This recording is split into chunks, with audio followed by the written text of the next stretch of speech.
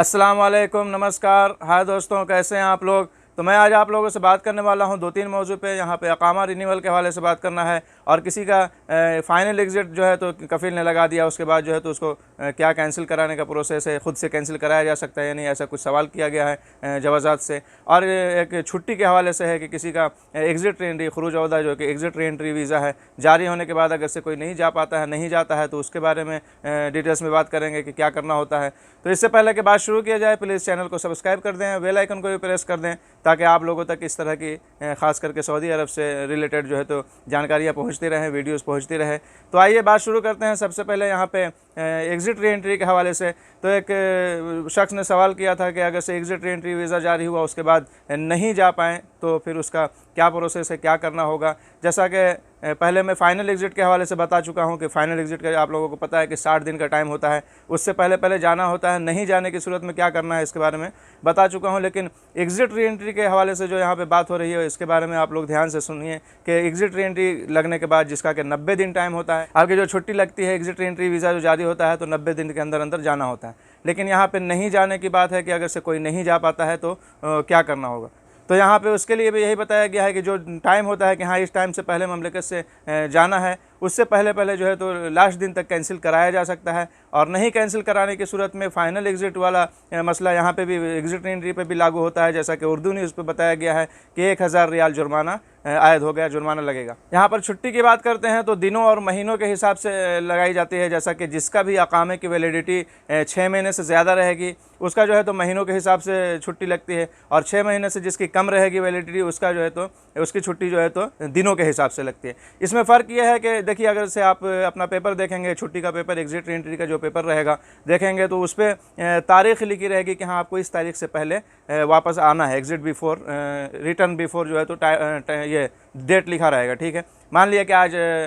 9 तारीख है और अगर से आप जा रहे हैं, 3 महीने की छुट्टी जा रहे हैं, तो पेपर पर से अगर से लिखा है कि 8 मार्च से पहले आपको वापस आना है, रिटर्न बिफोर 8 मार्च, तो उसके लिए उस यानी कि ज़रूरी है कि आप जो है तो उस तारीख को आ जाएंगे, चाहे आप जब भी जाएं, यानी छुट्टी लगते ही चले जाएं या कुछ दिन रुक के जाएं। इससे जो है तो रुकने से लॉस होगा, इसलिए कि जब छुट्टी लगी जब ही से टाइम आपका स्टार्ट हो गया। लेकिन वो जो जिस पे टाइम नहीं लिखा रहता है, सिर्फ वीज़ा ड्यूरेशन लिखा रहता है कि हाँ इतने दिन का है, मान लिया कि 120 दिन, 90 दिन कुछ लिखा हुआ है, तो आप जब भी ममलकत से निकलेंगे, जितने दिन के बाद भी वहाँ से उस टाइम से जो है तो आप 90 दिन तक अपने कंट्री में रह सकते हैं। 120 जितना भी आपकी छुट्टी है, जितना वीज़े पे लिखा है, उसके जो है तो पूरा होने से पहले अगर आ जाना है। ठीक है, तो यहाँ पे ये मसला होता है, इसलिए जो है तो महीनों और दिनों की छुट्टी का हिसाब है कि जिसका भी अकामे की वैलिडिटी 6 महीने से ज़्यादा रहेगी उसके लिए जो है तो महीनों के हिसाब से है, और जिसकी 6 महीने से कम रहेगी उसके दिनों के हिसाब से। तो चलिए, यहाँ पे ये बात कंफर्म हो गई है। जैसा कि मुझे भी इसके बारे में, फ़ाइनल एग्ज़िट के बारे में पता था और मैं कई बार बता भी चुका हूँ वीडियो में, लेकिन एग्ज़िट री एंट्री पर नहीं जाने पर भी वीज़ा कैंसिल कराना ज़रूरी होता है, जो कि कफ़ील अपने अफसर या मुकीम अकाउंट से जो है तो कैंसिल कराएगा। और उसके लिए अगर से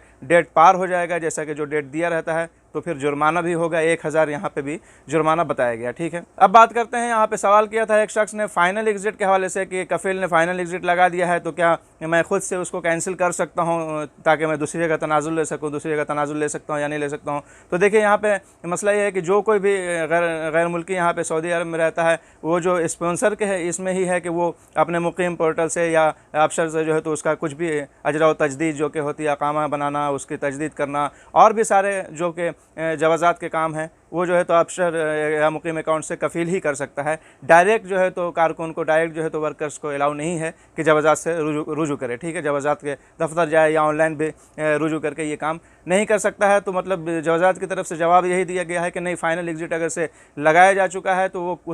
उसको कैंसिल भी सिर्फ कफ़ील ही कर सकता है, ख़ुद से कैंसिल नहीं किया जा सकता है। और कैंसिल करने के बाद ही आप जो है तो दूसरी जगह तनाज़ुल ले सकते हैं या कुछ भी कर सकते हैं या अपने कफ़ील के पास रहें, लेकिन ख़ुद से जो है तो कैंसिल नहीं किया जा सकता है। ठीक है, तो और भी जो भी मामलात होते हैं यहाँ पे बताया गया है कि कारकुन जो है तो डायरेक्ट, इस बात का ये नहीं होता है कि डायरेक्ट जो है तो रुजू करे इससे यहाँ जवाज़ात के दफ्तर से या जवाज़ात से ऑनलाइन या ऑफलाइन किसी तरीके से। ठीक है, वो इसके स्पॉन्सर के ज़िम्मे ही सब कुछ है, अपने कारकुन का, अपने वर्कर का जो कुछ भी करना है वो स्पॉन्सर के ज़िम्मे ही है। ठीक है, अब बात करते हैं, जैसा कि मैंने वीडियो के शुरू में कहा, अकामा रिन्यूअल के हवाले से। तो यहाँ पर भी एक सवाल किया गया था, जैसा कि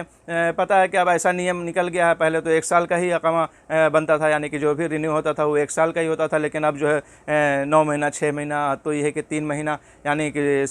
3 महीने के लिए भी रिन्यूअल होता है और रिन्यू कर रहे हैं कफ़ील लोग। अब जाहिर सी बात है, एक मुश्त एक बार में जो है तो 10,000, 9,600 जो भी अकामे का फ़ीस है वो देना, और अगर टुकड़ों में देना तो कुछ आसानी हो जाती है। तो बहरहाल ये एक शख्स ने सवाल किया था कि मैं अपने यानी कि फैमिली ड्राइवर जो होता है, डोमेस्टिक वर्कर में जो आता है, फैमिली ड्राइवर का अकामा जो है तो 3 महीने के लिए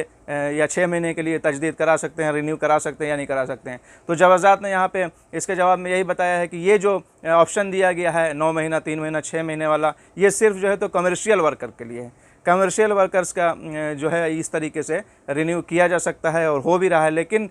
जो भी डोमेस्टिक वर्कर हैं उनके अकामे के लिए ये सहूलत उपलब्ध नहीं है, ये सहूलत मुहैया नहीं है कि वो 3 महीना और 6 महीना या 9 महीना इस तरीके से कुछ तजदीद करा सके, रिन्यू करा सके, बल्कि उनके लिए साल भर का। ये जाहिर सी बात है, घरेलू वर्कर की फ़ीस ही इतनी कम है कि उसमें भी अब टुकड़ों में बांटने की कोई ज़रूरत नहीं होगी। इस वजह से ही ये ऐसा भी नियम रखा गया है, इसलिए कि बहुत ही कम फ़ीस है डोमेस्टिक वर्कर के अकामे की जो होती है। और जो कमर्शियल वर्कर्स हैं उनके अकामे की फ़ीस तो जैसा कि मैंने बताया कि 9,600 कुछ है, हालांकि बहुत ज़्यादा है, लेकिन बहरहाल इतना अकामे की फ़ीस है 1 साल की। तो इसलिए अब आज के टाइम में तो जब से ऐसी सहूलत आ गई है, ज़्यादातर कफ़ील जो है तो 3 महीना और 6 महीने के हिसाब से ही अकामा तजदीद करा रहे हैं। इसके लिए उनको यानी कि एक बार में एक मुश्त, जैसा कि मैंने कहा, एक बार में पैसा देना, हालांकि पैसा उतना ही देना होगा, लेकिन फिर भी आसानी हो जाती है। जैसा कि कोई चीज़ इंसान किस्त पे क्यों लेता है, पैसा उससे ज़्यादा भी देना पड़ता है, लेकिन किस्त पे लेता है कि हर महीने देंगे तो इससे आसानी रहेगी, एक बार में नहीं देना पड़ेगा। तो उसी तरीके से कई कफ़ील जो है तो कई लोग अब इससे फ़ायदा उठा रहे हैं, जो कि ऐसा नियम जवाब की तरफ से निकाल दिया गया। लेकिन